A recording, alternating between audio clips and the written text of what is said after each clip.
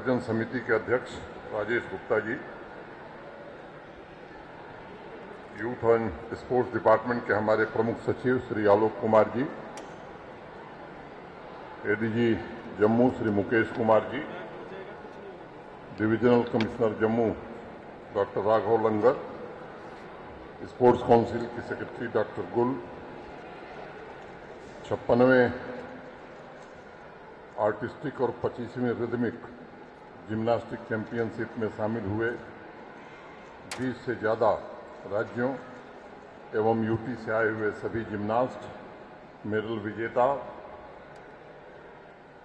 हमारे यूटी के गौरव तथा हमारे ओलंपियन खिलाड़ी, उपस्थित सभी महानुभाव, कोचेज, देवियों, सज्जनों तथा मीडिया के मित्रों, जिम्नास्टिक एकेडमी के उद्घाटन और राष्ट्र स्तरीय चैंपियनशिप के समापन समारोह की आप सभी को बहुत बहुत बधाई एवं शुभकामनाएं। मैं दूसरे राज्यों से आए हुए सभी जिम्नास्ट का, उनके कोचेज का जम्मू कश्मीर की ओर से हृदय से अभिनंदन करता हूं, स्वागत करता हूं। जम्मू कश्मीर प्रशासन ने अपनी सीमाओं के भीतर पूरी कोशिश की है कि आपको कोई असुविधा न हो। जो संभव था वो किया गया है, फिर भी अगर कोई कमी रह गई है तो मैं पूरे जम्मू कश्मीर प्रशासन की ओर से आपसे क्षमा चाहता हूं। अगली बार जब आयोजन होगा तो हम और इससे भी बेहतर करें, इसकी कोशिश हम करेंगे। आज जिन ओलंपियन को सम्मानित किया गया है उनसे मैं कहना चाहता हूं कि आप हमारी शान हैं और अपने बेहतरीन प्रदर्शन से आप राष्ट्रीय तथा अंतर्राष्ट्रीय स्तर पर नई ऊंचाइयों को छुएंगे, ऐसी मेरी शुभकामना है आपको, ऐसा मुझे विश्वास भी। जम्मू कश्मीर में जिम्नास्टिक का ये पहला महाकुंभ है और इसके सफल आयोजन के लिए मैं youth and sports department, association और काउंसिल तथा सभी आयोजन से जुड़े हुए अपने साथियों का हृदय से साधुवाद करना चाहता हूं। आज जिस जिम्नास्टिक एकेडमी को औपचारिक रूप से जम्मू कश्मीर को समर्पित किया गया है, उसका इंतजार वर्षों से था। जम्मू कश्मीर प्रशासन की खेल तथा खेल के संसाधनों को मजबूत करने की प्रतिबद्धता निश्चित रूप से इससे स्पष्ट रूप से दिखाई पड़ती है। ये एकेडमी जम्मू में बनी है। मुझे बताया गया है कि रेजिडेंशियल एकेडमी न होने के कारण जम्मू शहर के ही बच्चे और बच्चियां यहां प्रशिक्षण ले पा रहे हैं। आने वाले दिनों में ये रेजिडेंशियल एकेडमी बने, इसका निश्चित रूप से प्रबंध कराया जाएगा ताकि जम्मू कश्मीर यूटी के हर जगह के बच्चे यहाँ प्रशिक्षण ले सकें, राष्ट्रीय और अंतर्राष्ट्रीय स्तर पर बेहतरीन प्रदर्शन कर सकें। देश भर के अनेक राज्यों से लोग आए हैं, इसलिए ये बात कहना मैं जरूरी समझता हूं कि जम्मू कश्मीर के स्पोर्ट्स इंफ्रास्ट्रक्चर को आधुनिक बनाने में भारत के सम्माननीय प्रधानमंत्री आदरणीय नरेंद्र मोदी जी का बड़ा भारी योगदान है। पीएमडीपी के अंतर्गत 200 करोड़ रुपए से ज्यादा धनराशि उन्होंने जम्मू कश्मीर को दिया, जिसके कारण जम्मू कश्मीर आज बाकी राज्यों की तुलना में खड़ा हो सका है। वैसे जम्मू कश्मीर प्रशासन भी, अगर मैं आंकड़ों की बात करूं तो इस साल का हमारा जो बजट है वो स्पोर्ट्स का 513 करोड़ रुपए। जो लोग बाहर से आए उनके ध्यान में मैं लाना चाहता हूं कि जम्मू कश्मीर की कुल आबादी 1 करोड़ 30 लाख है। देश के सबसे बड़े राज्य उत्तर प्रदेश के बजट की अगर मैं बात करूं तो हमारे आधे के बराबर है। स्पोर्ट्स और एजुकेशन मिला करके अगर हम देखें तो महाराष्ट्र जैसा बड़ा राज्य जितना स्पोर्ट्स और एजुकेशन पर खर्च करता है उससे महज 25 करोड़ रुपए हम खर्च करते हैं। आप सबको मालूम है कि यूपी की आबादी 24 करोड़, महाराष्ट्र की आबादी 12 करोड़। अगर इसकी आप तुलना करेंगे तो मुझे लगता है कि आपको ये बात समझ में आएगी कि जम्मू कश्मीर का प्रशासन स्पोर्ट्स और एजुकेशन पर कितना ध्यान दे रहा है।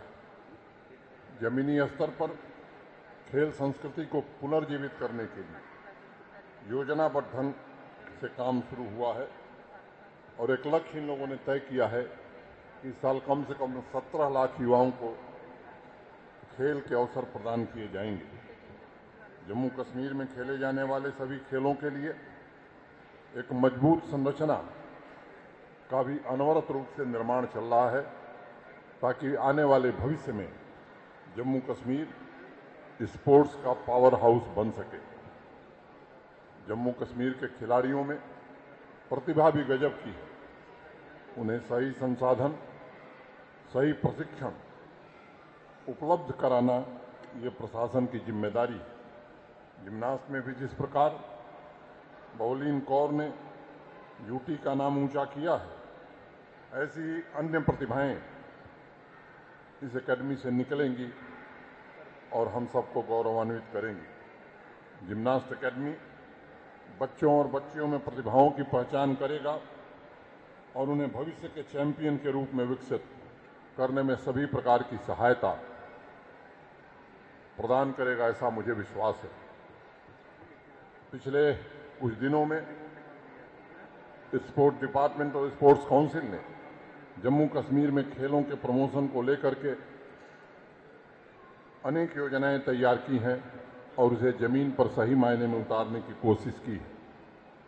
संसाधनों को भी विकसित करने में इन्होंने सफलता पाई है।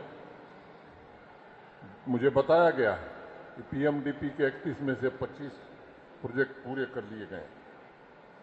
यूटी कैपेक्स बजट से जो 615 प्रोजेक्ट शुरू किए गए थे और इनोवेशन के हों, अपग्रेडेशन के हों, इस पर भी काम काफ़ी संतोषजनक हुआ है और जो बचा है वो 2022 तक पूरा कर लिया जाएगा, ऐसा मुझे बताया गया है। इन कामों के पूरा होने के बाद मैं कह सकता हूं कि देश के किसी हिस्से से बेहतर इंफ्रास्ट्रक्चर जम्मू कश्मीर में उपलब्ध होगा। हर दिन खेल, सभी के लिए खेल के संकल्प को पूरा करने के लिए इस साल स्पोर्ट्स काउंसिल ने 2 लाख एक्टिविटीज़ आयोजित की हैं, जो अपने आप में मैं मानता हूं कि एक रिकॉर्ड है। मैं सभी खिलाड़ियों, स्पोर्ट्स काउंसिल और स्पोर्ट्स डिपार्टमेंट के सभी अधिकारियों को इस विजन के लिए और इस विजन के साथ अभियान चलाने के लिए हृदय से बधाई देता हूं। मैं मानता हूं कि खेल को संस्कृति बनाकर युवा जम्मू कश्मीर को मजबूत एवं सॉफ्ट पावर बनाने में आपका जो सहयोग है, शायद आने वाले भविष्य में ये जम्मू कश्मीर को एक नई ऊंचाई पर ले जाएगा। मित्रों, आज की तारीख में जम्मू कश्मीर की सभी पंचायतों में कोशिश की जा रही है कि स्पोर्ट्स फील्ड उपलब्ध हो और लगभग 85% पंचायतों में यह सुविधा उपलब्ध करा दी गई है। स्थानीय युवाओं को चिन्हित करने का काम भी प्रारंभ किया गया है और उन्हें उचित प्लेटफॉर्म मिले, इसकी कोशिश की जा रही है। आज जम्मू कश्मीर प्रशासन स्पोर्ट्स को समाज का अहम हिस्सा बनाना चाहता है। मैं जानता हूं कि 2014 के बाद से स्पोर्ट्स कोटे में नियुक्तियां यहां नहीं हुई। 2018 में माननीय उच्च न्यायालय ने एक स्थगन आदेश भी जारी किया था और आज इस सभागार में मैं कहना चाहता हूं कि नई स्पोर्ट्स पॉलिसी हमारी 1 महीने के अंदर आपके बीच आने वाली है और निश्चित रूप से 2022 जनवरी में प्रतिभाशाली खिलाड़ियों को केवल क्लास 4 और क्लास 3 की नौकरी नहीं, बल्कि उन्हें ऑफिसर बनाने का काम भी जम्मू कश्मीर प्रशासन करेगा। अनेक हमारे खिलाड़ियों ने राष्ट्रीय और अंतर्राष्ट्रीय स्तर पर यूटी का, जम्मू कश्मीर का परचम लहराया है। मैं मानता हूं कि स्पोर्ट्स को समाज का नर्वस सिस्टम बनाना एक महत्वपूर्ण काम है और यहाँ के आर्थिक सामाजिक ताकत के अलावा स्पोर्ट्स की ताकत, खिलाड़ियों का प्रदर्शन भी किसी भी प्रांत की क्षमता को दिखाता है। प्रसिद्ध जिम्नास्ट जोनाथन का एक बड़ा पॉपुलर स्टेटमेंट, किसी प्रतियोगिता में जीतने या हारने का मामला नहीं है, बल्कि ये अपने भीतर से संदेह को दूर करने तथा यह जानने के बारे में है कि आप अपने लक्ष्यों से बस एक कदम की दूरी पर हैं। जिन खिलाड़ियों को मेडल मिला है, मैं उन्हें हृदय से बधाई देना चाहता हूं। जो प्रतिभागी वंचित रह गए, मैं समझता हूं वो इसी भावना से आने वाले दिनों में वो भी कहीं पर भी मुकाबला होगा तो निश्चित रूप से वो भी अच्छा प्रदर्शन करेंगे, ऐसा मुझे भरोसा है। इस खेल भावना के साथ आप सब आगे बढ़ें, कोचिंग में सुधार हो, जमीनी स्तर से प्रतिभाएं चुनी जाएं, उन्हें अच्छा प्रशिक्षण दिया जाए, तब हम अपने अभियान में सफल होंगे और लक्ष्य को प्राप्त कर सकेंगे। जम्मू कश्मीर प्रशासन बदलते समय की मांग के अनुरूप अनेक प्रकार की कोशिशें कर रहा है। मैंने चर्चा की स्पोर्ट्स पॉलिसी की, पॉलिसी एडवोकेसी रिसर्च सेंटर की भी मदद यूथ एंड स्पोर्ट्स डिपार्टमेंट ले रहा है ताकि एक अच्छी पॉलिसी हम बना सकें। जम्मू कश्मीर प्रशासन ने इसका विधिवत अध्ययन किया है, कमेटी बनाई है और अंतिम चरण में ये काम है जो जल्द ही आपके बीच मैं समझता हूं कि घोषित कर दिया जाए।